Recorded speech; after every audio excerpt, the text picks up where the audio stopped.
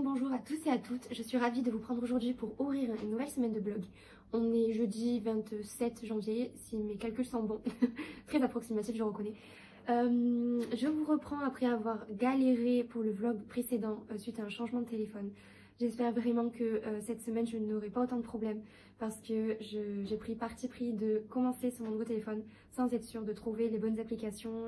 Je pense que je vais devoir changer pas mal de choses, mais je pense que je vais me débrouiller comme une grande, n'est-ce pas, et trouver un rythme qui viendra pour la suite se mettre en place tout seul. Voilà, donc je viens vous parler de mes lectures terminées. J'ai fini la lecture audio sur Audible de Ce que murmure le vent d'Amy Armand, qui est un roman sur base historique merveilleux. Je vais pas pouvoir trop vous en parler parce que déjà j'en ai parlé précédemment, mais pour pas trop vous en dévoiler non plus, parce que c'est vraiment une pépite il faut vous laisser le plus de surprises possible. Il faut pas trop vous faire, même si vous pouvez le lire sans lire le résumé, c'est vraiment, ce serait le top. Mais grossièrement, pour vous dire les grandes lignes, on voyage et dans le temps et dans le décor, puisque on commence, je crois, à New York dans les années 2000, et en fait, on va se retrouver dans les années 1920 au cœur de l'Irlande, dans un cadre merveilleux, c'est le cas de le dire, magnifique, avec des personnages attachants, attendrissants. On a vraiment voilà, de très beaux personnages mis en valeur. Pour le coup, je ne connais pas trop l'histoire de l'Irlande et j'en ai beaucoup appris à travers ce roman, notamment sur la période de l'insurrection, de la vie des résistants à ce moment-là, qui ont inspiré l'autrice, qui l'ont même passionnée pour ce roman. Et clairement, elle nous fait partager sa passion. On capte tout de suite ce qu'elle voulait faire partager à son lecteur à ce moment-là. Et c'est juste merveilleux. C'est vraiment une très très belle lecture. J'ai adoré le personnage de Anne. D'ailleurs, je m'excuse parce que sur la première fois où je vous ai parlé de cette lecture, j'ai dit Anne Gallagher, mais parce que j'ai lu en fait. Sauf que je ne suis pas irlandaise. Et quand tu écoutes la lecture audio, tu te dis ok, ça se dit pas comme ça. Je crois qu'ils disent Galleux, donc rien à voir. Donc je suis désolée d'avoir, on va dire, entaché ce nom. Parce que voilà, on apprend que c'est une partie aussi de la vie de l'autrice qu'elle nous raconte de son arbre généalogique. Et donc c'est juste génial. Donc très très belle lecture. Je disais qu'on voyageait dans le temps. Voilà, il y a un mystère qui va se mettre en place puisque Anne va se réveiller dans les années 1920 et elle va vivre dans une période qu'elle ne connaît pas. On se demande pourquoi. Mais tout est vraiment... Au départ, ça me gênait un petit peu parce que ben, c'est juste pas possible. Je me disais c'est qu'elle doit rêver et elle s'est dit la même chose, etc. Et en fait, l'histoire avance d'une certaine des manières. Donc à vous de la découvrir. Et waouh, juste waouh. Je voulais savoir comment se terminait le roman. Maintenant que je sais comment il se termine, je remercie l'autrice d'avoir fait cette fin parce que je ne m'en serais pas remise sinon. Voilà, je vous recommande de lire ce roman qui est magnifique. Je ne dirais pas que c'est un coup de cœur parce que, comme je le disais, je pense que si je l'avais lu, je ne l'aurais pas autant apprécié. Mais ça m'a clairement réconciliée avec le format audio. Donc merci l'autrice, merci aussi à la narratrice, à la dame qui prête la voix. Je ne sais pas du tout comment on appelle ça. Peut-être qu'on dit narratrice. La dame qui prête sa voix, Madame Charton, je crois, qui est très douée pour ce qu'elle fait, parce que j'ai souvenir d'avoir essayé une lecture audio et ça ne m'avait pas du tout plu. Mais si bien que des fois je me disais mais c'est pas possible, c'est pas elle, c'est quelqu'un d'autre qui prête la voix. En fait, elle est juste très douée. Voilà, donc ça c'était pour ma lecture terminée de Ce que murmure le vent. Mais j'ai également aujourd'hui terminé Écrite à légende d'Alexandre Cormon.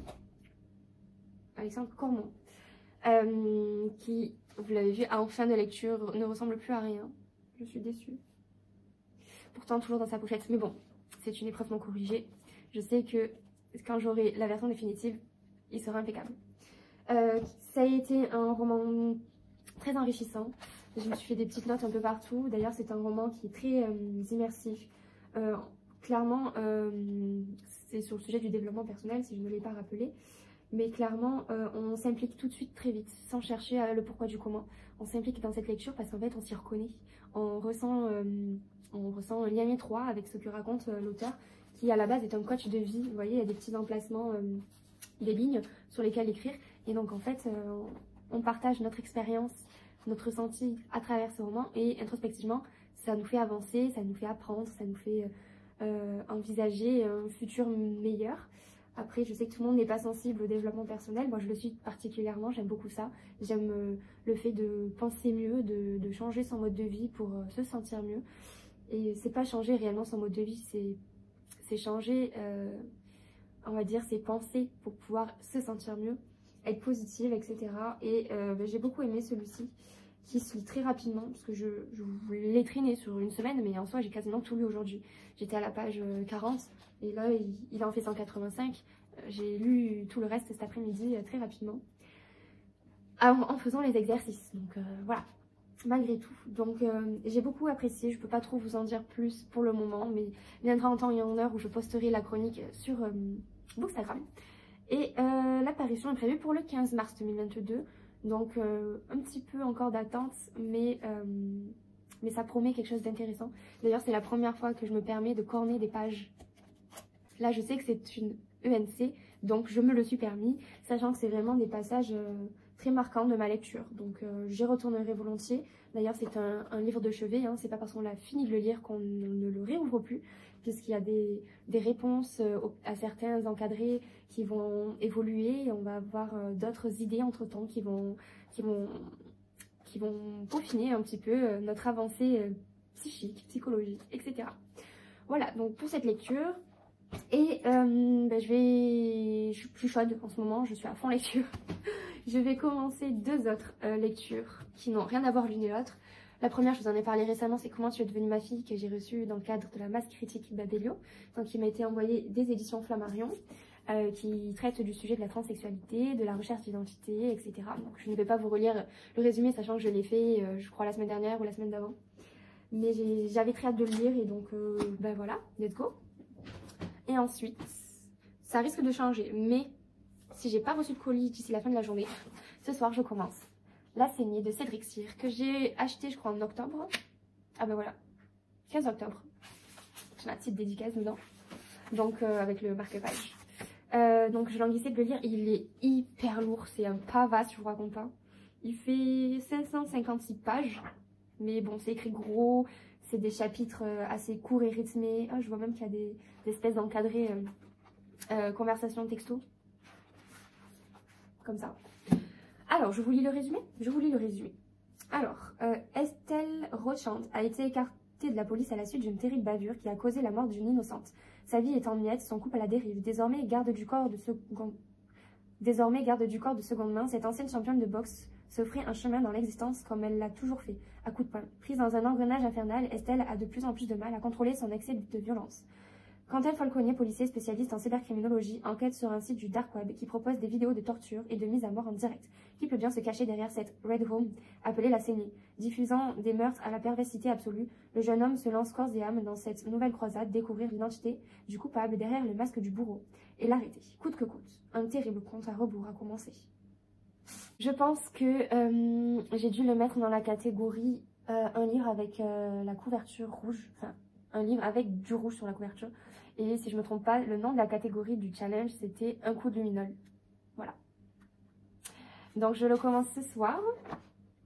Et si jamais je reçois un colis entre-temps de livres que je dois lire pour un partenariat, possiblement que je peux changer.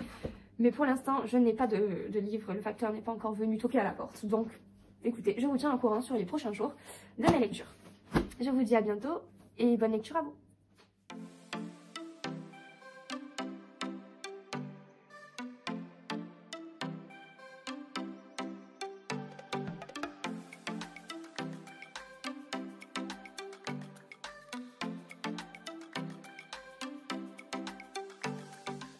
Hola, j'espère que vous allez bien en ce vendredi matin.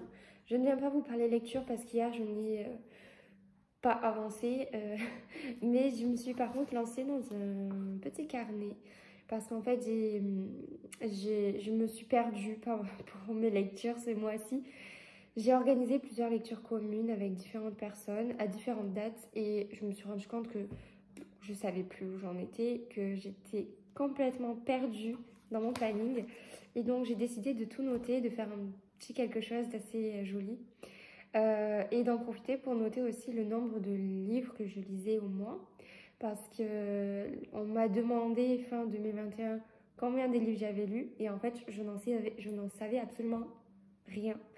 Puisque je note pas forcément toutes mes chroniques de tout ce que je lis.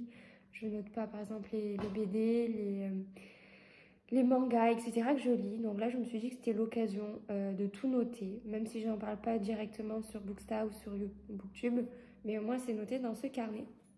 Et donc je voulais vous montrer un petit peu ce que j'avais fait de façon style un peu scrapbooking, mais léger parce que j'ai pas envie que ce soit trop chargé. Vous voyez un petit peu? J'adore.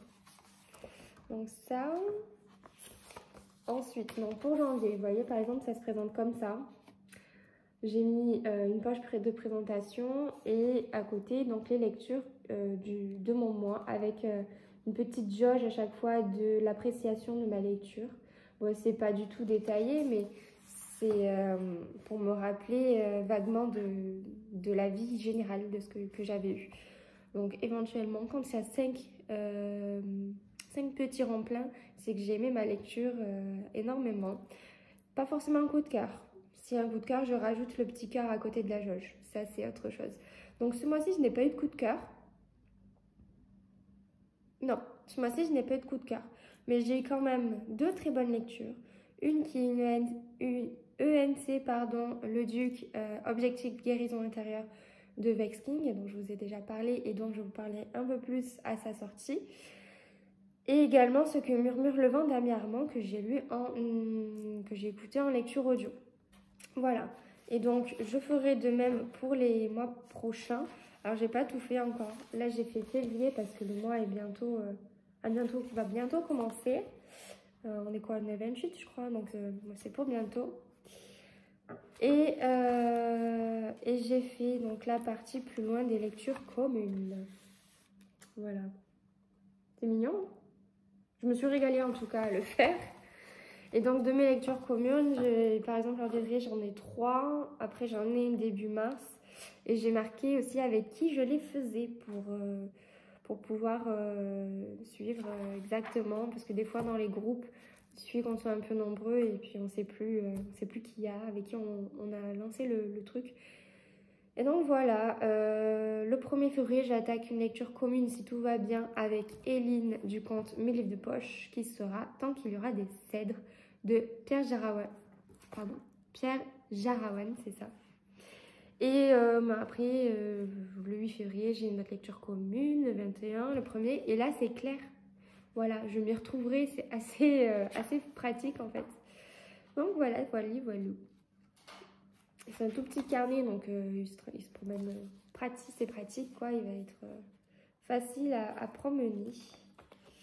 Mais en plus, je me suis régalée quoi. Ça m'a pris la soirée hier. J'ai pas fait grand chose parce qu'en plus, je regardais la télé en même temps. Mais ça fait du bien des fois de faire autre chose que de lire, mais toujours dans le sujet de la lecture. Et en plus, quand c'est organisation, tout est nickel, puisque j'adore moi tout ce qui est carré, organisé.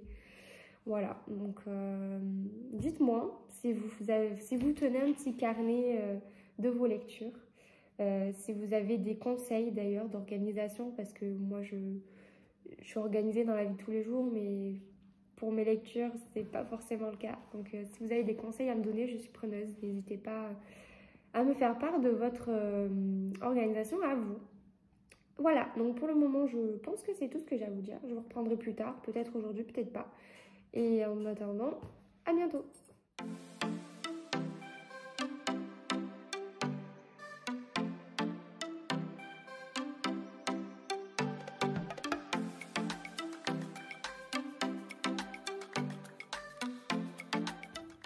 Hello, j'espère que vous allez bien. On est mardi 1er février.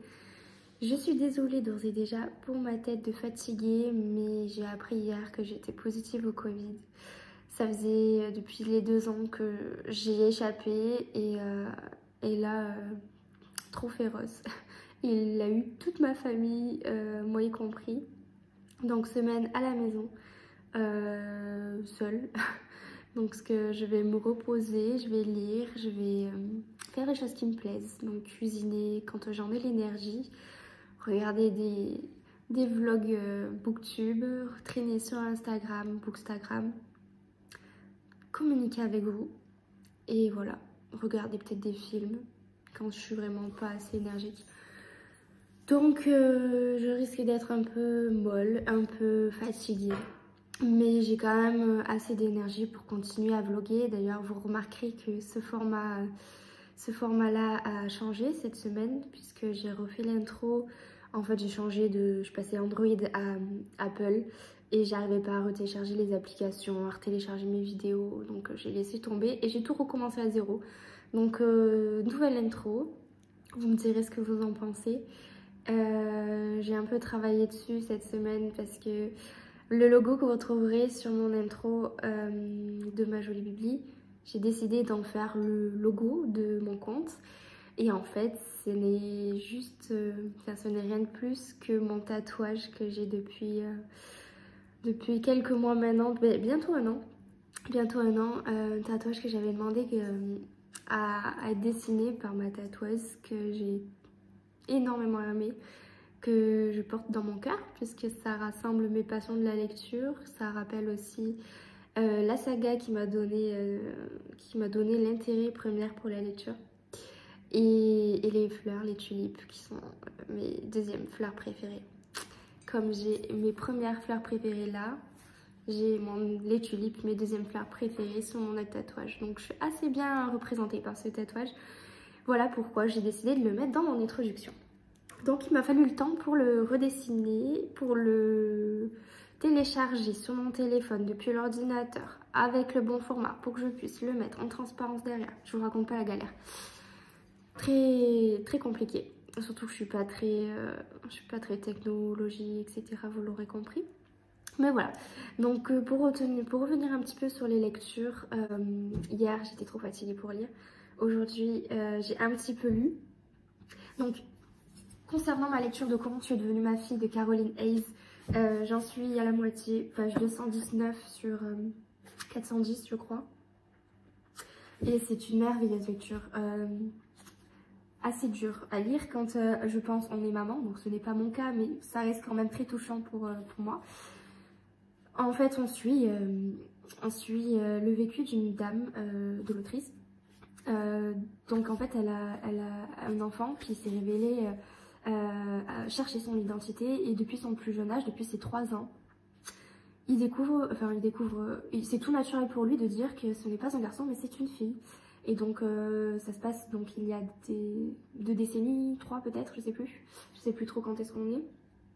Et donc à l'époque c'était un sujet au même titre que l'homosexualité, et encore que déjà c'était un peu plus d'actualité, mais c'est des sujets qui sont très tabous à ce moment-là et qui est pas accepté par une grande partie de la population. Donc ça se passe en Amérique et cette dame décide d'accepter l'identité de son enfant, enfin sa famille décide de l'accepter de manière générale, et on suit le combat que vit cette dame à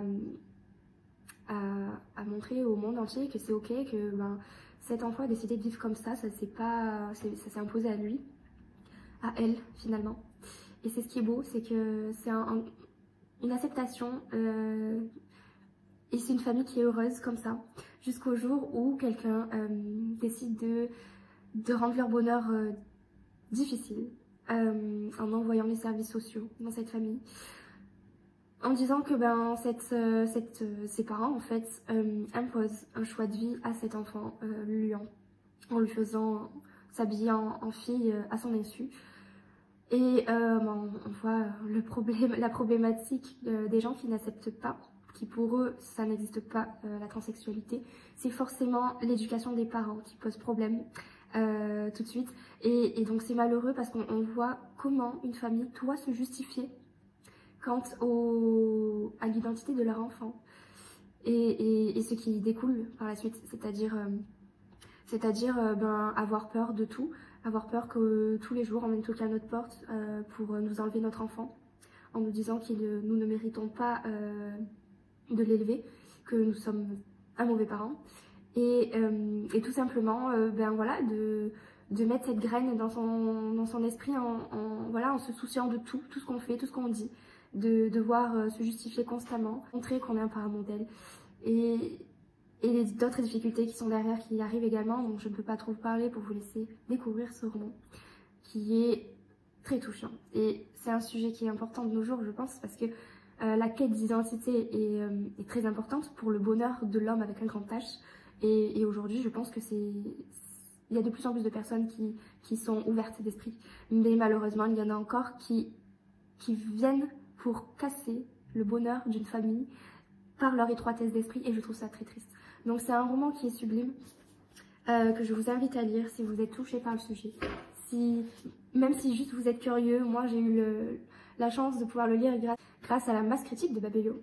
Donc je vous invite à le lire. Puis en plus c'est donc un petit garçon qui devient fille, qui a en réalité toujours été fille, mais qui aux yeux de la société devient fille, mais qui inspire vraiment le bonheur de vivre, constamment souriante, constamment... mais également j'aimerais dire qui est reconnaissante de ses parents. De toute façon, en toute naïveté, elle va être constamment à remercier par sa façon d'être ses parents, par son bonheur qu'elle va leur véhiculer. C'est vraiment très très beau, c'est une très belle histoire, donc je n'en suis qu'à la moitié. Ça m'a aussi très attristée de voir ce que la personne qui n'accepte pas est capable de faire, et je trouve ça juste triste de vouloir empêcher le bonheur de certaines personnes. Voilà, je vais essayer d'aller plus vite parce que je suis en train de m'assécher de là. J'ai attaqué une nouvelle lecture qui est une lecture commune avec Éline du conte Mes livres de poche. On a décidé de lire Tant qu'il y aura des cèdres de Pierre Djarawan. Je pense que ça doit se dire comme ça à peu près. Et c'est tout sur la limite de l'émotion. Donc c'est un roman qui va se dérouler, enfin pas uniquement d'ailleurs, mais c'est un roman qui va parler du Liban, d'une manière générale de cette communauté libanaise. Alors au tout début, on en a discuté avec Éline, mais les 20 premières pages tout de suite, une atmosphère, un décor, un paysage, les senteurs, la communauté. Tout de suite, moi j'imaginais les Libanais festifs, convivial, familial. C'est tout à fait ça. En fait, ce qui est décrit dans les quelques premières pages de ce roman, c'est vraiment une sensation de famille, même des personnes qui ne se connaissent pas, mais qui se rendent service, qui festoient ensemble, qui partagent. C'est vraiment une très belle première partie. Alors finalement, on l'a découpée en 4, je crois. J'en suis page 140 à la fin de ma première partie.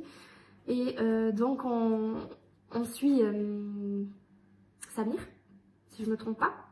On suit Samir, donc qui est ici issu d'une famille libanaise, mais qui est né en Allemagne et qui a grandi en Allemagne, mais qui a soif de découvrir son pays, qui a soif de retrouver ses racines, car en plus le récit que son père lui a fait de son temps de vie au Liban, c'est un pays magnifique, c'est vraiment, il parle justement des cèdres, que pour eux c'est une fierté, car le cèdre c'est vraiment un arbre qui est fort, qui est majestueux, et ils le portent sur eux avec fierté. Et donc c'est un petit bonhomme qui finalement a soif de découvrir ses racines. Et là, à la fin de ma première partie, justement, il arrive à Beyrouth, je crois. Je crois qu'il vient juste d'arriver à Beyrouth. Mais ça fait que 10 pages, donc il me semble. Et sa première destination, donc la première chose qu'il demande à voir, c'est justement les cèdres. Donc on en est là. Je vous en parlerai plus dans le prochain vlog, car celui-ci, à mon avis, sera déjà assez long. Et que je suis pas sûre de lire plus que ça aujourd'hui. Donc certainement, je n'aurai pas plus à vous dire. En tout cas, pas d'ici que je les finisse. Et donc voilà, pour l'instant c'est très immersif, c'est vraiment en voyage, on est dans une destination qui nous paraît très belle de par sa population, mais aussi très difficile par ce qu'elle a vécu et par ce dont elle a enduré, les guerres et voilà, les conflits avec les Syriens pendant plein d'années. Et donc c'est assez difficile de lire ça, mais en même temps c'est très beau. Voilà. C'est une très belle lecture. Pour le moment, j'aime beaucoup. On verra bien ce que donne la suite. Mais voilà, pour le moment, j'apprécie énormément. Je devais commencer La saignée de Cédric Cyr pour le Murder Party Challenge. Je me suis laissée submerger par mes lectures. Ok. Déjà que j'ai du mal à lire plusieurs livres en même temps. Donc là, je lis ces deux. C'est quelque chose que je fais depuis récemment, de lire plusieurs livres en même temps. Donc je n'ai pas envie non plus de m'étouffer de lecture. Alors bon, tant pis. J'attends de finir celui-ci. Pour commencer La saignée. Si entre temps je n'ai pas d'autres lectures communes qui arrivent, je crois pas. Je crois que je m'étais goupillée assez bien pour le coup, on verra. Voilà, donc écoutez, je vous dis à bientôt. Merci encore une fois d'avoir visionné ce vlog. Je vais ce soir faire le montage. Demain, vous le publiez. Si cette fois-ci, il ne met pas 26 heures à se télécharger. La semaine dernière, il a vraiment mis 26 heures pour se publier. C'était n'importe quoi. Donc on va croiser les doigts pour cette fois-ci. Et je vous invite juste à me dire en commentaire quelles sont vos lectures et ce que vous avez pensé de ma nouvelle intro, s'il y a des choses à modifier ou pas. Voilà. Je vous souhaite une bonne semaine à poursuivre. Moi, je m'en vais de ce pas dans mon canapé et je vous dis à bientôt.